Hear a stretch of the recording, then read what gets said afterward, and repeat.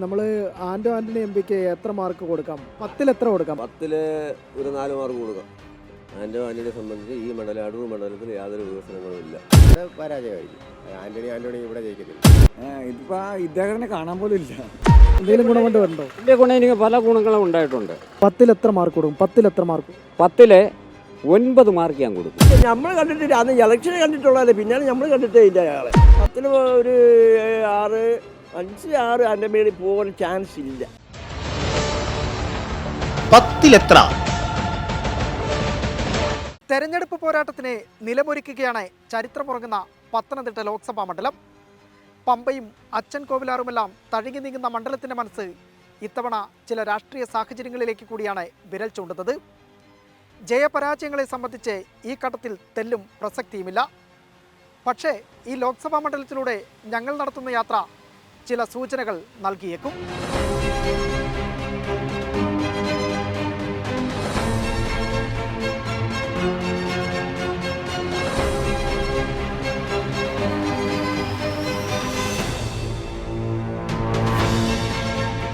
തീർത്ഥാടനങ്ങളുടെ തലസ്ഥാനം, കർഷകരുടെ നാട്, പ്രവാസികൾ കൂടുതലുള്ള ജില്ല എന്നിങ്ങനെ സവിശേഷതകളുള്ളതാണ് പത്തനംതിട്ട ലോക്സഭാ മണ്ഡലം.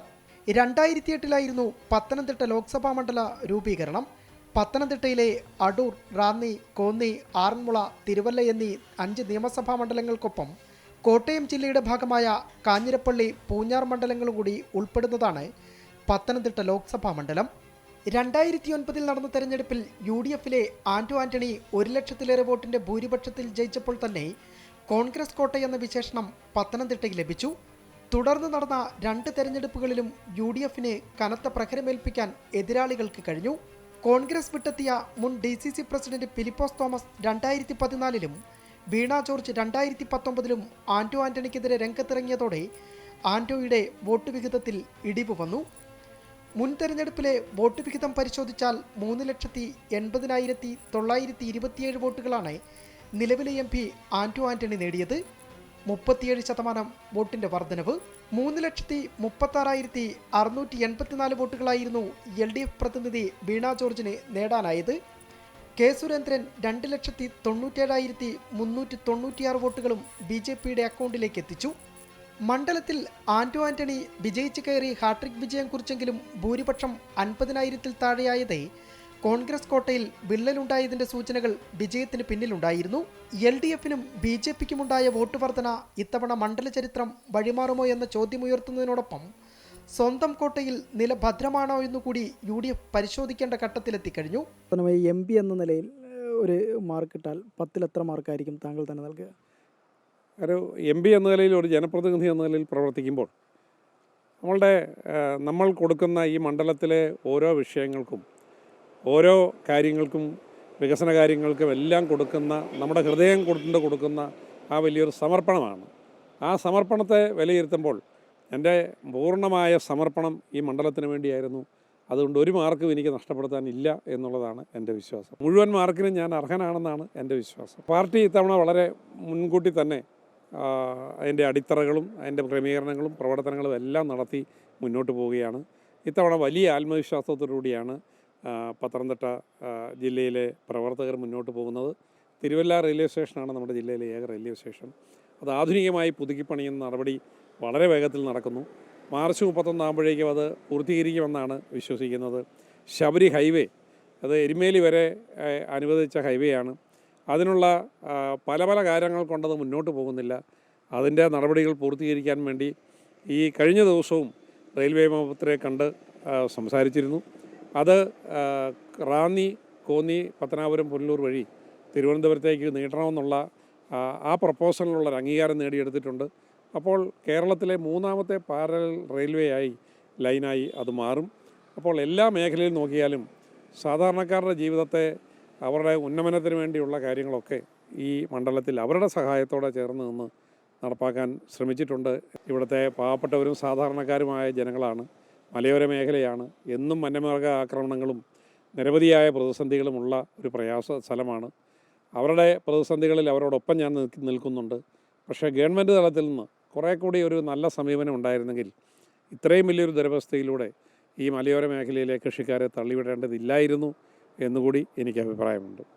നിയമസഭാ തെരഞ്ഞെടുപ്പിൽ ജില്ലയിലെ 5 മണ്ഡലങ്ങളും പിടിച്ചെടുത്ത് കരുത്തുകാട്ടി നിൽക്കുന്ന LDF ജനകീയ അടിത്തറ വിപുലീകരിക്കാനാണ് നിലവിലെ ശ്രമം.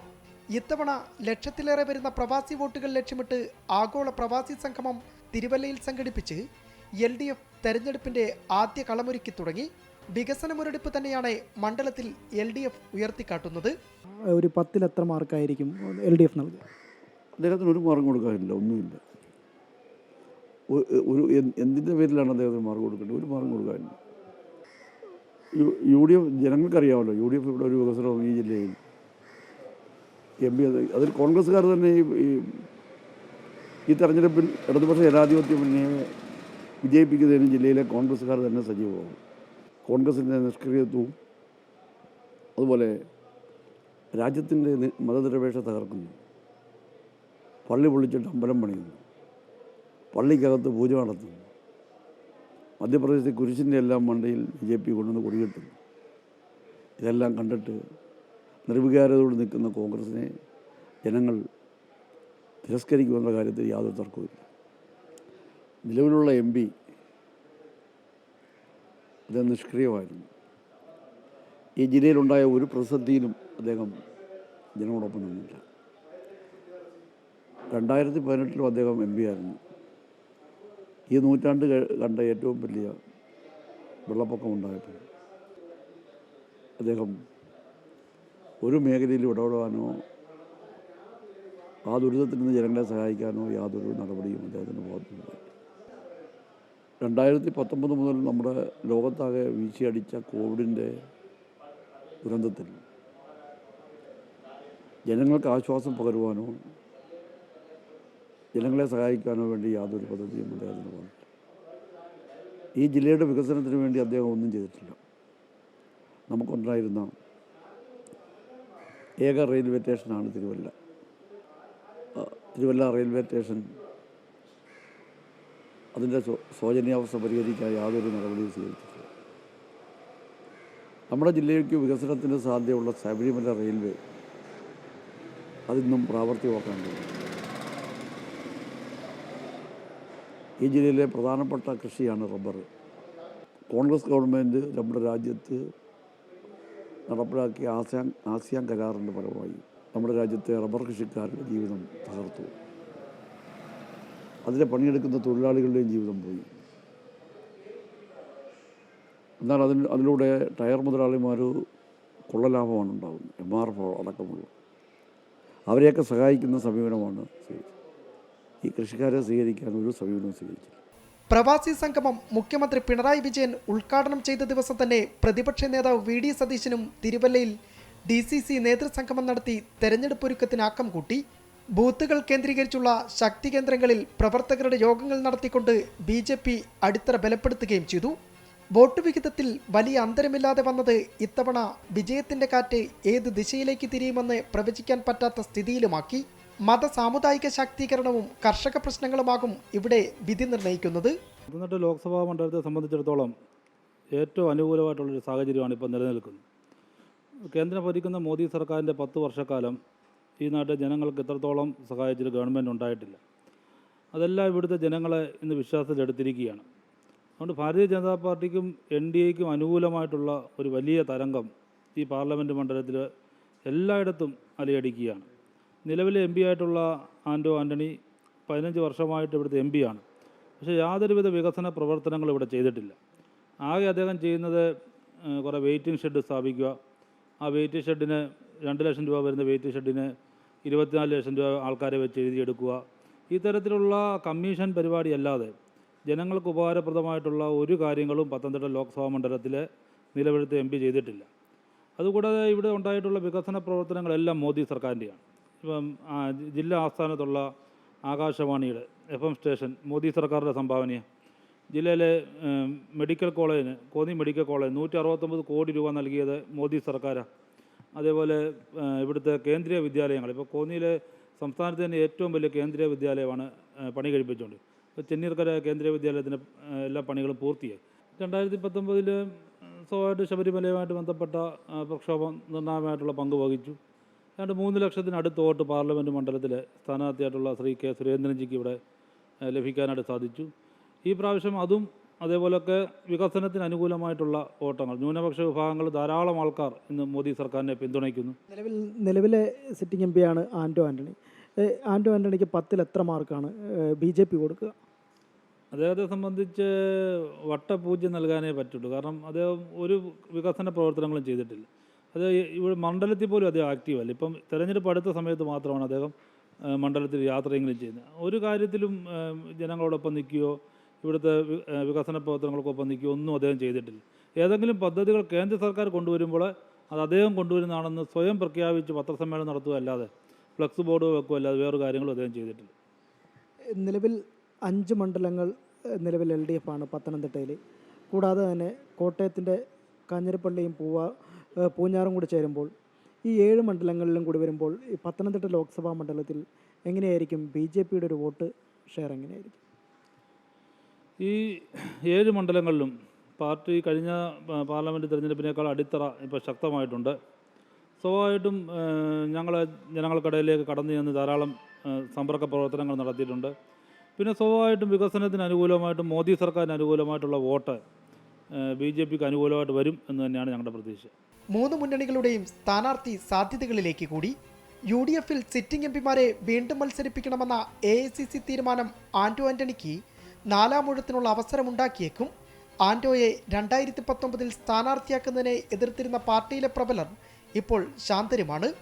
KPCC അംഗവും മുൻ DCC പ്രസിഡന്റുമായ P. മോഹൻരാജാണ് സ്ഥാനാർത്ഥിയാകാൻ സാധ്യത കൽപ്പിക്കുന്ന മറ്റൊരു നേതാവ്. സീറ്റ് നൽകാമെന്ന് പറഞ്ഞ് പാർട്ടി പലതവണ മോഹിപ്പിച്ചിട്ടുണ്ട് മോഹൻരാജിനെ. കഴിഞ്ഞ തവണ സീറ്റ് നിഷേധിച്ചപ്പോൾ പാർട്ടി ചുമതലകൾ മോഹൻരാജ് രാജിവെച്ചിരുന്നു. മുൻ മുഖ്യമന്ത്രി ഉമ്മൻചാണ്ടി അനുനയിപ്പിച്ച് തിരിച്ചു കൊണ്ടുവരികയായിരുന്നു.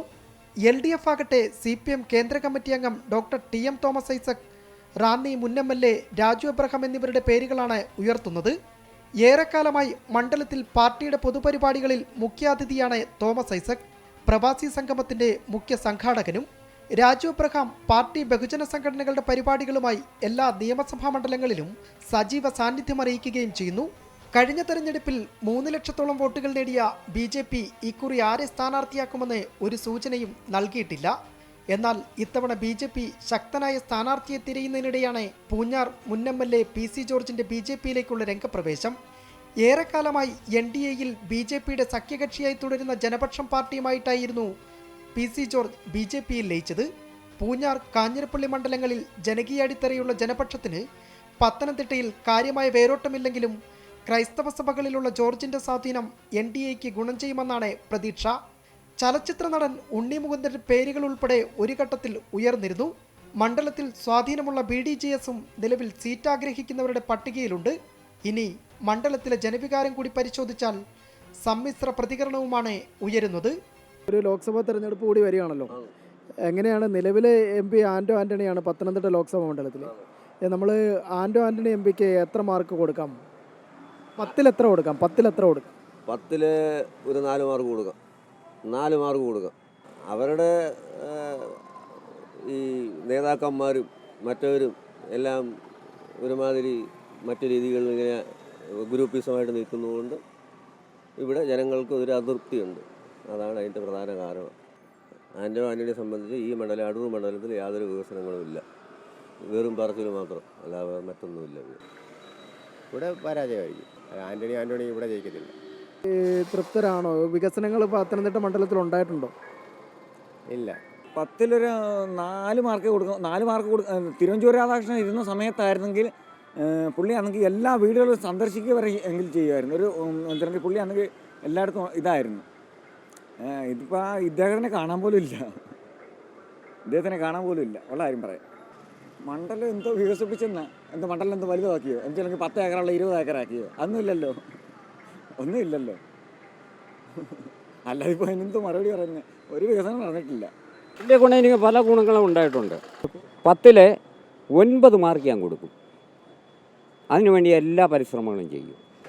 അയാൾക്ക് ഈ വാക്ക് എന്തായാലും തീരെ കുറവായിരിക്കും. കഴിഞ്ഞ വക്കത്ത് ഒന്നും കിട്ടൂല.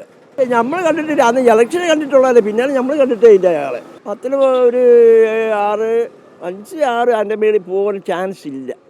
വസ്തുതകൾ ഇങ്ങനെയൊക്കെയാണെങ്കിലും മലയോര കാർഷിക ജില്ലയുടെ മനസ്സിൽ പ്രവചനാതീത മാറ്റങ്ങൾക്ക് ഇനിയും സമയമേറെയുണ്ട്.